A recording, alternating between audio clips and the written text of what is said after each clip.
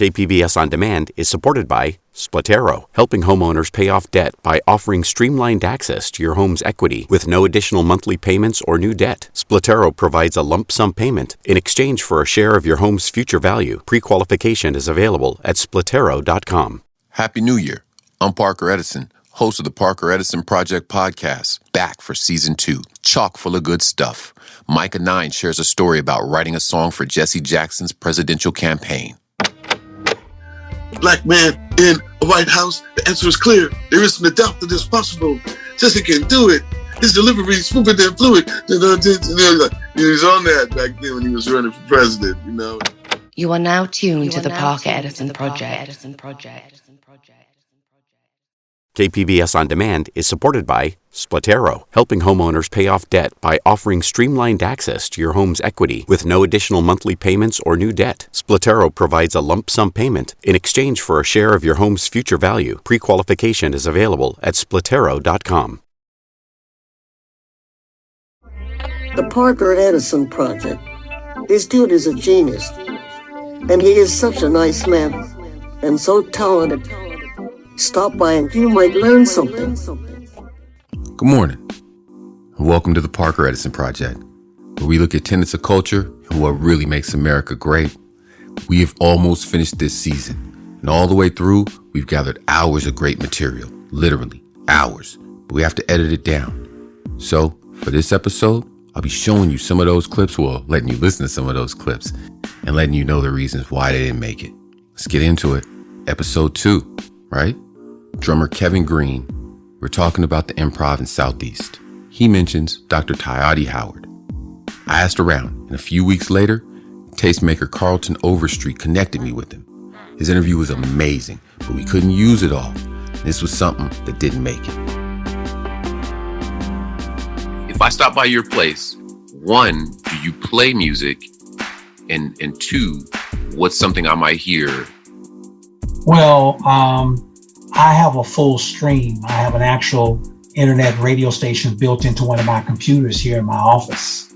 So I'm streaming approximately 25,000 songs from the old Smooth Jazz 98.1 library, as well as the fact that I do a lot of mainstream jazz of Thelonious Monk, Pharoah Sanders, Dizzy Gillespie, Duke Ellington, John Coltrane.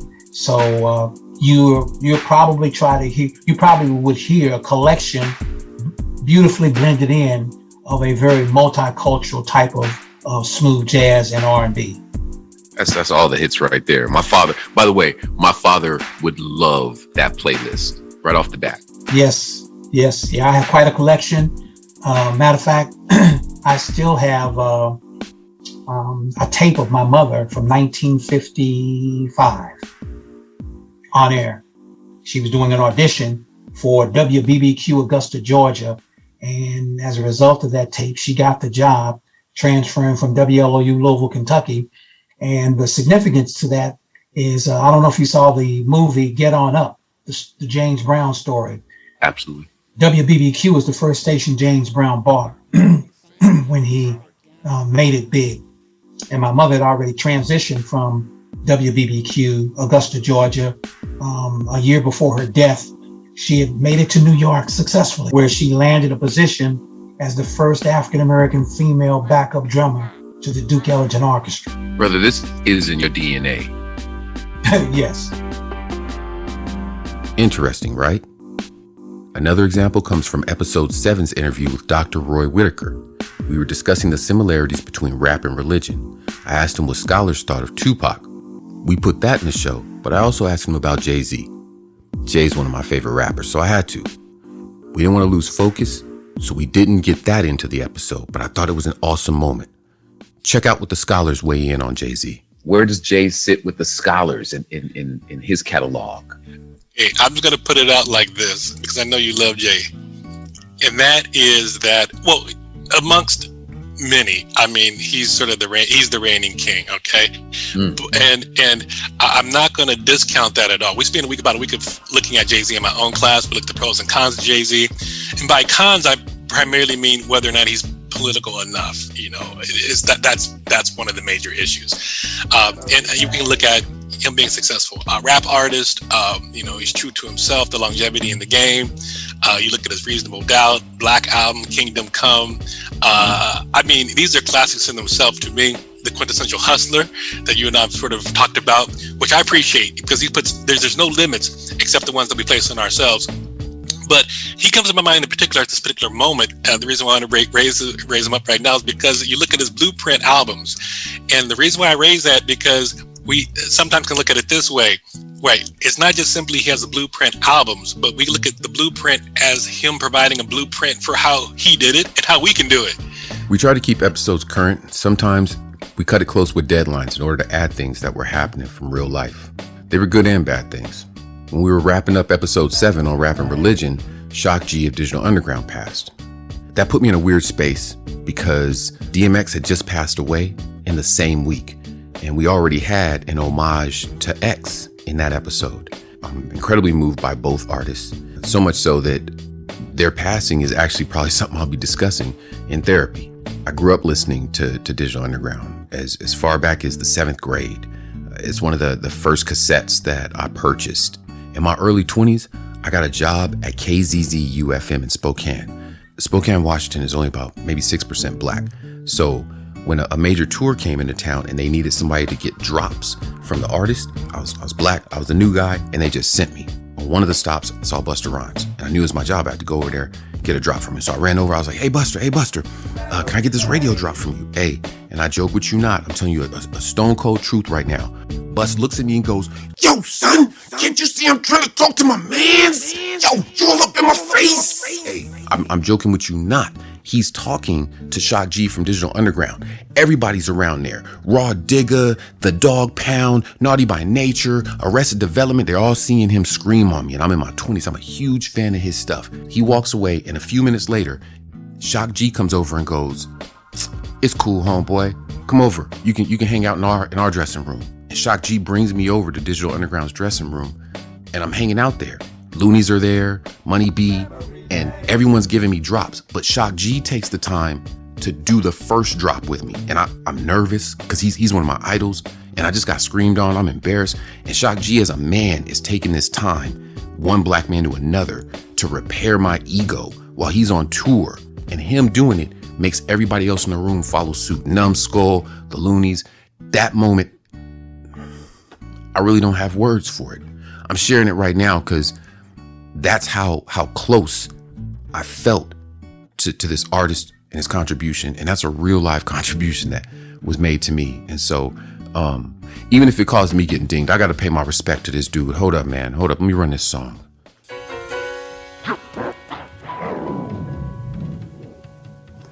That dude gave me too much in my life. I just got to take just a few seconds.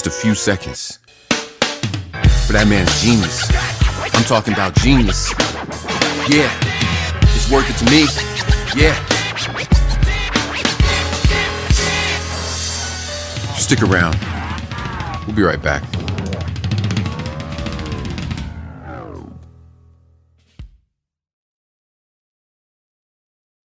I love you. I think I always will. Even now, I'm reeling from the effect that you'll have on the rest of my life. I'm different now.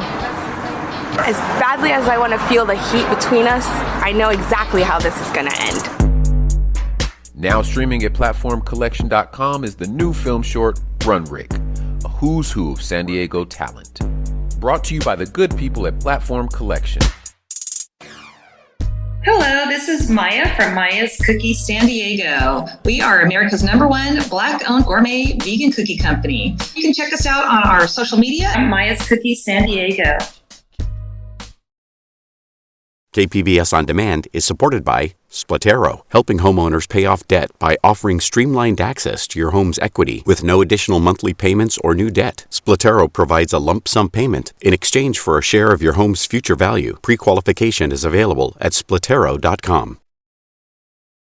You are now listening to the Parker Edison Project.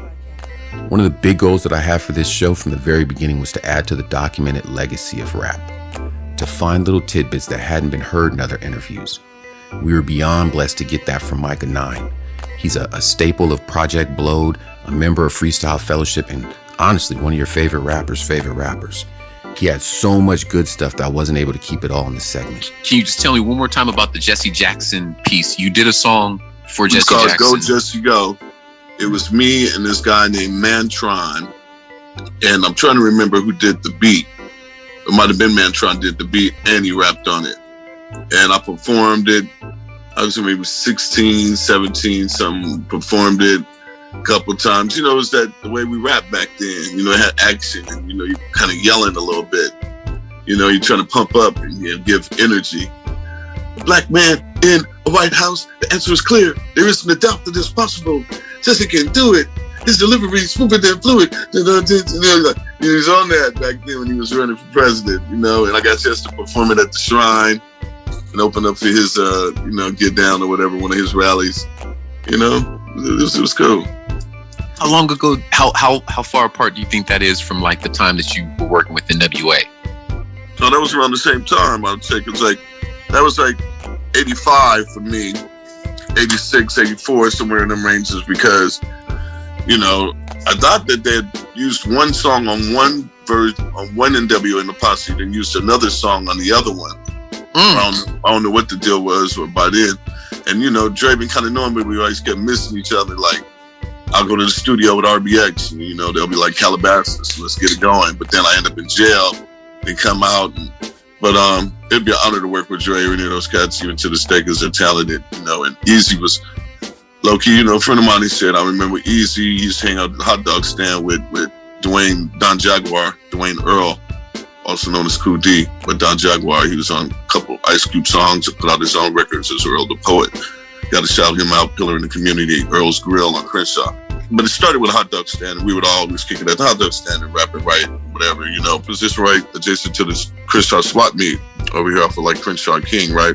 Easy would come through, and, you know, we'd sit and play domino stuff, and he'd play me the different artists he's working on, and, you know, I play him the stuff I'm working on, and, you know, so that's how that all came together. That record came together with me writing for Rappers Johnny and them, and them taking one of the songs and putting it on the album because Easy heard about it and liked it and all that, and it was compiling their formula at that time. You know, there was a little talent pool going on between the Crenshaw swap meet and the Rodeo swap meet, and all the mixtapes we're putting out. So that dude is deep. He's giving us that GOAT talk. Meet me back here in 2 weeks for another bonus episode with more behind-the-scenes info. Gonna close this episode out with a song from my guy, KILLCRey Reyes. You might recognize his name as a writer and head editor for this show, but he is also an artist in his own right. I think what I do the most on the show is I feel like I'm a sounding board for you. You usually have a direction of where the show is going to go. You'll usually have an idea of what you want the pieces to be. And then I think you use me to like solidify your ideas. I think that's a good way to put it. I like doing that job. I think there's always been like people that help other artists do stuff like that. And I rarely get to do that because I make my own art. So when I get to do that, I think it's really dope. And that you're worth every penny of it, because that is very much, man. I'll have an idea and I'll bring it to you. And that's when I'll find out if it's a valid or just a plain old good idea. I definitely use you as the measuring stick, man. Do you have a favorite interview from season 1? Hearing your brother on the show was a big deal to me. I don't know. For me, just like my friendship with you, it was almost like a full circle. I remember hearing about your brother when I first met you. As we started to get to know each other, I knew he was like a major piece of your life. And then to like actually you coming up with the idea, like, I mean, you had that idea like way early on. Like you were like, yeah, one day I'm even going to have my brother on. And like, I remember you saying that way, way early on. So to see that come to life and it actually happened and then hear it, I feel like that's like a real touching moment. And then maybe like a close second would be Master Ace. The fact that you and I are just such big fans. Now, I don't know if there was another interview that we've done so far, maybe the Micah 9, but with Master Ace where we both were fanning out kind of as we were editing. Like everything he said, we were like, yo, he said that to us. Like that was so cool. He's currently promoting a remix version of his album, Simple. This is an interlude I played incessantly this past summer. It's called It's Just. Check it out here and stay safe out there. It's all just love. It's all just love. It's all just love. Yeah. Yeah. It's all just love.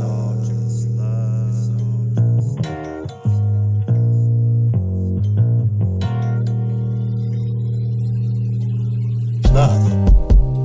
Love. Love. Love. Love. Love. Platform collection. Platform collection. Love. Love. Fresh day. Fresh day. Love. Fresh day. Love. Fresh day. Love. Brick to your face. Brick to your face. Brick to your love. Face. Love. Love. Hip hop wins. Hip hop wins. Love.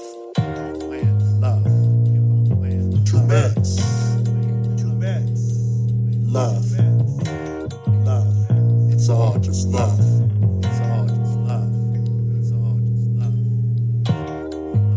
Fresh day. Fresh day. Fresh day. Love. Love. Love. Hey, this is DJ Eddie on the radio, PCFM. This is a new song we meant to play earlier in the season. We couldn't make it happen, but we're squeezing it in right now. Here's another track from the Simple Remix album. This is Claustrophobic, featuring KILLCRey, Hollow Visions, and Parker Edison. And it's only on the PE Project. PE Project. I ain't got no room in me, casa. I ain't got no room in me, casa. I ain't got no room in me, casa. I ain't got no room in me, casa. What if I could fall away right into the dark? What if you ain't happy till the stopping of my heart? I live in what if. Yeah, I live in what if. I'm working on it. How are we the same? This was not my pick. I was toasting high, bro. You don't know a tick of the seconds of the time that it takes for a mind flow to break. I separate the party from the candles and the cake. I know the stakes, so I add more weight. I don't need my soul to be something on your plate. I don't have the time or believe in it. A plan for the leaving it. Watch me hit an orbit that you probably can't see and you hooking with a fly guy. You stuck inside that box and I radiate from outside. And I don't know one thing about your freedom. I just see the signs and I read them. I'm claustrophobic. I'm really trying to own it. I need some space in this place so I can't control it. Yeah, I ain't got no room in me, casa. I ain't got no room in me, casa. Yeah, I ain't got no room in me, casa. Yeah. Some days I feel chosen like a motion picture. I'm heaven sent to mask the pain inside the God's inflicted. Other days, blood drips down my arms, shirt weathered from the storm. In that moment, no, I'm nothing with you. Four corners in this room, it's a mess. I can't breathe, suffocated by anxiety, stress. I must leave, but I fear inside my mind it's a test. Trust me, but in the mirror cracks run across my face complex. Offset by the need for the touch, the need for the need for the love. But only if that love is for me. Pride's got me feeling claustrophobic. Heart running, palms sweaty, but I'm really trying to own it. I'm really trying to think of this scene. I hate these rappers, better than what most of you've seen. Oh, these actors, I've been underdog for just way too long. If somebody out here don't start singing my songs, I'm claustrophobic. I'm really trying to own it. I need some space in this place so I can't control it. Yeah, I ain't got no room in me, casa. I ain't got no room in me, casa. Yeah, I ain't got no room in me, casa. Yeah, I ain't got no room in me, casa. Nah, I ain't got no room in me, casa. Nah, son, even if there's ins in the outcome. How come you waited till we bubbled till you bounced up? We was in there shooting in the gym, you was clowning. Now it's hot at the top of your billboard. Biters gonna bite, it's alright, we'll just build more. Filled more seats with that Run Rick movie than you did with your vid. Should've clicked up with me cause we did ours and cheersed our success like some bosses. Our beer, elephants in the room, it's a lager. Sorry, C-Ray, that's a little promo on a Lolo. A little product placement, but you cats already know though. I'm so woke, like I ate $50 worth of no-dos. I'm BLM, but them cats recognize I go for Dolo. I'm social, but still the type that might just pull a no-show. So please, oh please don't try to play me close, bro. I'm claustrophobic. I'm really trying to own it. You dig? I need some space in this place, so I can't control it. So give me room. Yeah, I ain't got no room in me casa. I ain't got no room in me casa. Nah, I ain't got no room in me casa. Yeah, I ain't got no room in me casa. Yeah, I ain't got no room in me casa. Yeah, I ain't got no room in me casa.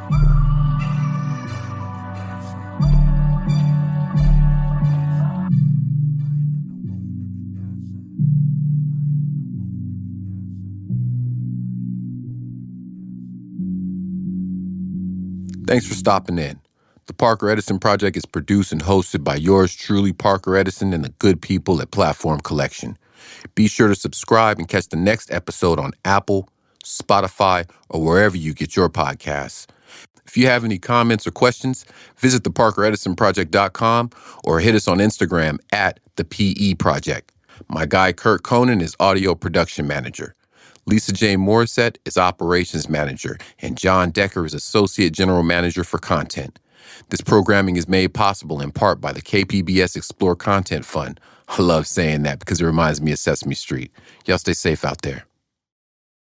KPBS On Demand is supported by Splatero, helping homeowners pay off debt by offering streamlined access to your home's equity with no additional monthly payments or new debt. Splatero provides a lump sum payment in exchange for a share of your home's future value. Pre-qualification is available at splatero.com.